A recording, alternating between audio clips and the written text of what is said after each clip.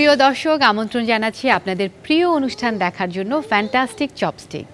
আজও কিন্তু আমি নতুন এক মজার রেসিপি নিয়ে আপনাদের সামনে হাজির হয়েছি। ঠিক একইভাবে নতুন একজন অতিথি নিয়েও আপনাদের সামনে হাজির হয়েছি। নাম তার উমা মোস্তফা, তিনি এসেছেন ঢাকা থেকে। উমা, আমি কিন্তু আপনি করে বলবো না, আমি তুমি করেই বলবো, কারণ তুমি আমাদের কাছের মানুষ, তুমি আমাদের অনেক প্রিয় মানুষ। কেমন আছো? এই তো ভালো, তুমি কেমন আছো? আমি ভালো আছি। এই যে আপনি এদিকে আসেন। মা মা মা আসো আসো আসো আসেন। আসো আসো আসো। তোমার দুটো মেয়ে, হ্যাঁ, দুজনের নাম জানতে চাই। বড়টার নাম হচ্ছে জায়না আর জায়না। ছোটটার নাম হচ্ছে ইয়ানা। ইয়ানা, জায়না আর ইয়ানা, দু বোন। হ্যাঁ তো পুরো একটা দল তো। হ্যাঁ সেটাই। তুমি তো নির্বাচিত হয়েছো, কেমন লাগছে? অবশ্যই ভালো লাগছে। এর আগে অনেক রান্নার শো করলেও this is the first time যেখানে আমি অন স্ক্রিন আমার বাচ্চাদের সাথে রান্না করছি, তোমার সাথে রান্না করছি, তোমার বাচ্চার সাথে রান্না করছি। সত্যি এটা অনেক মজার একটা অনুভূতি না, যে আসলেই। বাচ্চাদেরকে নিয়ে যখন আমরা ক্যামেরার সামনে যাই, এটা অনেক আনন্দের। অনেক সত্যি। অনেক। আর সামহাও বাচ্চারাও কিভাবে যেন আমাদেরকে কোঅপারেশন করে। সেটাই সেটাই। আজকে তুমি আমাদের বাচ্চাদের জন্য কি রান্না করে দেখাবে? আমি বাচ্চাদের জন্য আজকে একটা হেলদি একটা স্ন্যাক্স দেখাচ্ছি। সেটা দেখাচ্ছি নুডলসের মোমো, তার সাথে আমি থাউজেন্ড আইনার সুইট সস দেখাচ্ছি। চলো আমরা একটু রান্নাটা দেখি। sure, sure. আসো। হ্যাঁ, বেবি খাবে সব খাবে।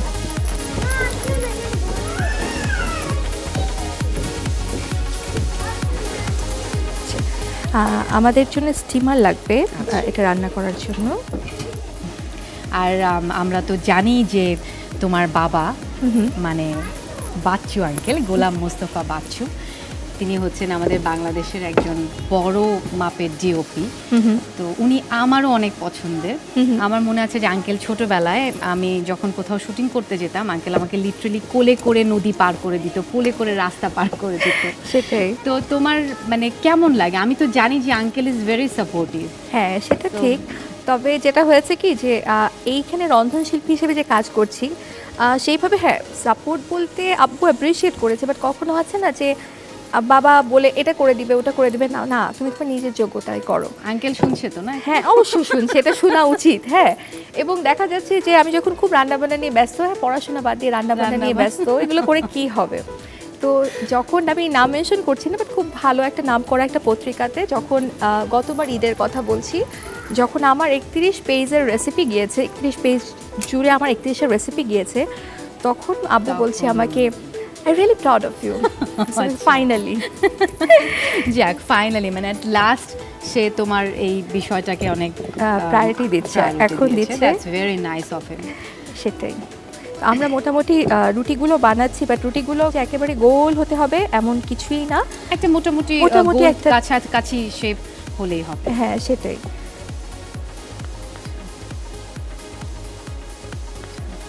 আচ্ছা, আমার মোটামুটি 5টা রুটি হয়ে গেছে ছোট ছোট। আমি তোমাকে সরিয়ে দেই, তাহলে তোমার কাছে সুবিধা হবে। এখন যেটা আমাদের যেটা কাজ হচ্ছে, এই কিমাটার কথা বলেছিলাম, কিমা প্লাস নুডলসটা তো হচ্ছে সেদ্ধ করে করাই আছে। তাহলে এখন তুমি নুডলসের সাথে কিমাটা মিক্স করে নিচ্ছি। নুডলসটা কোন ফ্লেভারে নিচ্ছ? আমি টমিয়াম যেটা ফ্লেভার আছে সেটা নিয়েছি, কিন্তু আমার অ্যাকচুয়ালি এত নুডলস লাগবে না, এটা আমি একটু কম লাগবে। আমরা কিন্তু ফিলারটা তখনও করিনি। ফিলারের জন্য আমাদের নুডলস লাগছে, সেদ্ধ নুডলস, যেটা আমি বলেছিলাম টমিয়াম ফ্লেভারটা। আমি সেদ্ধ যেটা মুরগির কিমা নিয়েছিলাম সেটা নিয়েছি। আমাদের কিন্তু কোনো লবণ লাগছে না, সেক্ষেত্রে আমরা লাইট সয়া সস দিচ্ছি। আমরা এখানে দিচ্ছি গোলমরিচের গুঁড়ো দিচ্ছি।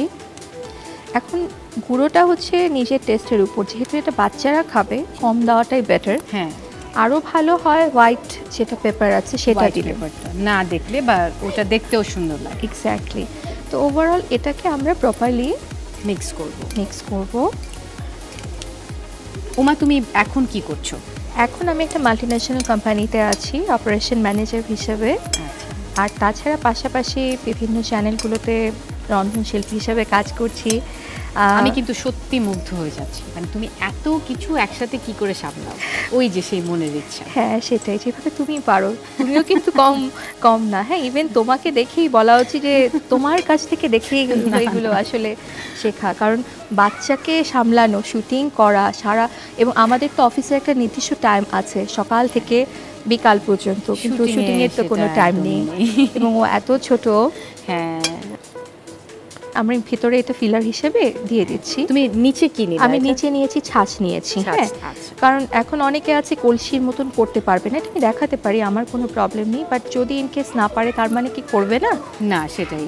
আর ছাঁচটা করলে একটু সুন্দরও হচ্ছে আর তাড়াতাড়িও হয়ে যাচ্ছে। হ্যাঁ, একটু জাস্ট সিম্পলি চেপে দিলে চাপ দিয়ে দিতে হচ্ছে। ও অনেক সুন্দর, ওই যে পুলি পিঠার মতো হয়ে যাচ্ছে। এক্স্যাক্টলি, এটা গেল ছাঁচেরটা। হ্যাঁ, আচ্ছা আমি এখানে রাখছি, আমি কলসিটাই দেখাচ্ছি, কারণ ছাঁচ দিয়ে ইজিলি সবাই পারবে।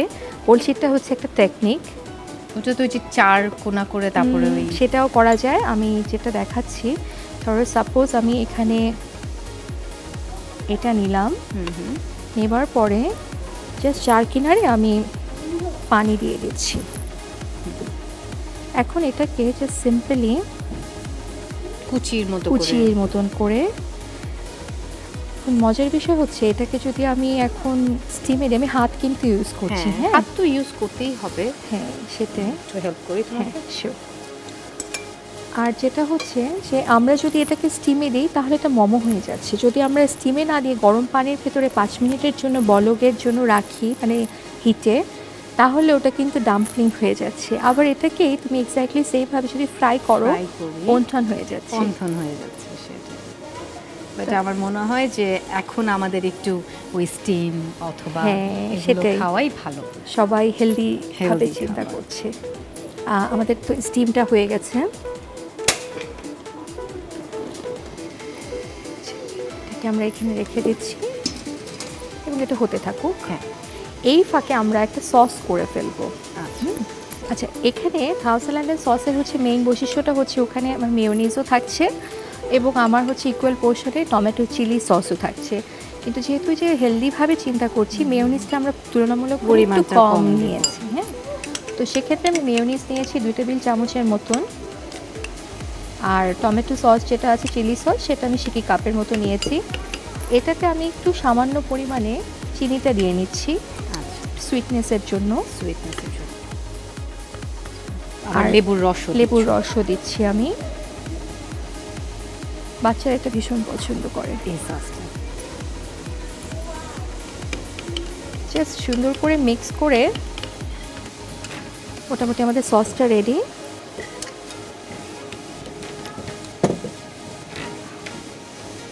আর ধরো সাপোজ হয় না অনেক সময় যে বড়রাই ধরো খাচ্ছি, বা আজকাল আমার মেয়েদের যেরকম দেখি ওরা ভীষণ ঝাল খেতে পছন্দ করে, সেক্ষেত্রে কাঁচামরিচটাকে আমি প্রেফার করি। ওভাবে করে আমি অন্য যেটা আছে না যে শুকনো মরিচ, ওটা আমি প্রেফার করি না।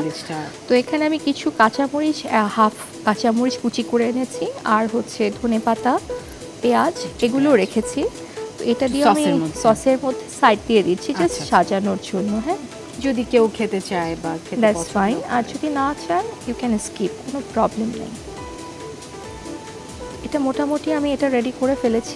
আমাদের মোমোটা বোধহয় হয়ে গেছে। হ্যাঁ, এটা তো বেশিক্ষণ লাগে না হতে, একটা চিমটা লাগবে।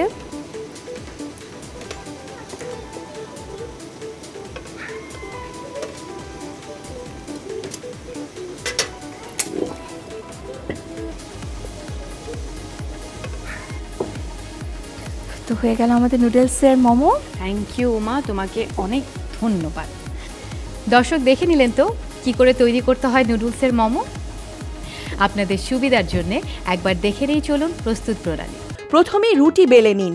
রুটিতে নুডলসের সাথে মুরগির মাংসের কিমা, সয়া সস ও গোলমরিচ গুঁড়া দিয়ে মেশান। এরপর সাঁচের মধ্যে নুডলসের ফিলেট দিয়ে পিঠার আকারে তৈরি করে নিন। এরপর স্টিমে 5 মিনিট রেখে তুলে নিন নুডলসের মোমো। এবার বাটিতে চিলি ও টমেটো সসের সাথে মেয়োনেজ, চিনি ও লেবুর রস দিয়ে সস তৈরি করে নুডলসের মোমোর সাথে পরিবেশন করুন। দেখে নিলেন প্রস্তুত প্রণালী কি করে তৈরি করতে হয় নুডলসের মোমো। উমা, খুব সুন্দর করে তুমি মোমোটা বানালে আমরা দেখলাম। এখন কিন্তু বাচ্চাদের একটু খেতে হবে। হ্যাঁ, সেটাই। না আব্বু, তুমি খাবে?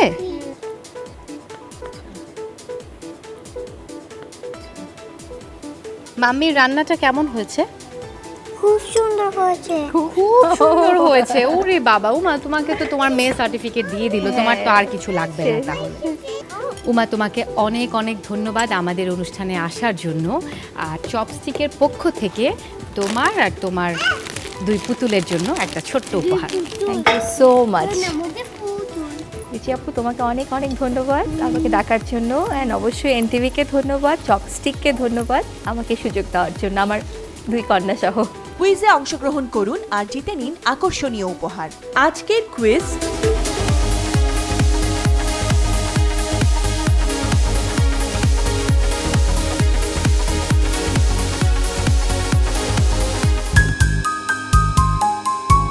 গত পর্বের বিজয়ী